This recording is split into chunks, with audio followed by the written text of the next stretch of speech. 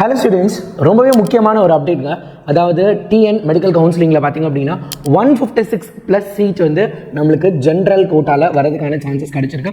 So அது கன்ஃபார்ம்னே சொல்லலாம். இப்போ பார்த்துட்டிங்க அப்படின்னா பிடபிள்யூடி கோட்டா இருக்குது பார்த்தீங்களா, ஃபிசிக்கல் பர்சன் வித் டிசபிலிட்டி. அதில் டோட்டலாக எம்பிபிஎஸ் பிடிஎஸ் சீட் பார்த்தீங்க அப்படின்னா 212 இருக்குது. இது வந்து அஸ் பர் த ப்ராஸ்பெக்டஸ் நம்மளுக்கு கொடுத்ததுபடி கவர்மெண்ட் சீட் வந்து எத்தனை பிடபிள்யூடி கேண்டிடேட்ஸ்க்கு ஒதுக்கணும் இந்த வருஷம் அப்படிங்கிற கேட்டகரியில் 212 போட்டிருந்தாங்க.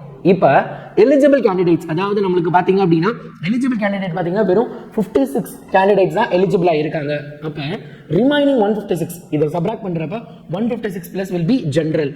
சரி, என்ன சொல்கிறீங்க அப்படின்னா இப்போ எலிஜிபிளாக இருக்க கேண்டிடேட்டுக்கு மட்டும் தான் என்ன பண்ண முடியும், we can allot the seat. அதாவது 30ஆம் தேதி நடக்கக்கூடிய ஆஃப்லைன் கவுன்சிலிங்கில் இந்த 56 பேருக்கு பார்த்தீங்க அப்படின்னா அலாட்மெண்ட் லெட்டர் கொடுப்பாங்க.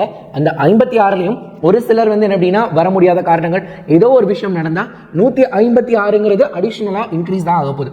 எப்பயுமே இந்த மாதிரி கேட்டகரி வைஸ்க்கு ஒதுக்கப்பட்ட சீட்டுக்கு ஆட்கள் இல்லாத பட்சத்தில் அந்த சீட்டு ஜென்ரல் கோட்டாக்கு போகும். அதனால இப்போ எலிஜிபிளே 56 பேர் தான். அப்போ மீதி இருக்கக்கூடிய 156 சீட்டும் நம்மளுக்கு ஜென்ரல் கோட்டாக்கு தான் வரப்போகுது. ஸோ நம்மளுக்கு என்ன ஆயிடுக்கு, இப்போ நம்பர் ஆஃப் சீட்ஸ் இன்க்ரீஸ் ஆகிருக்கு.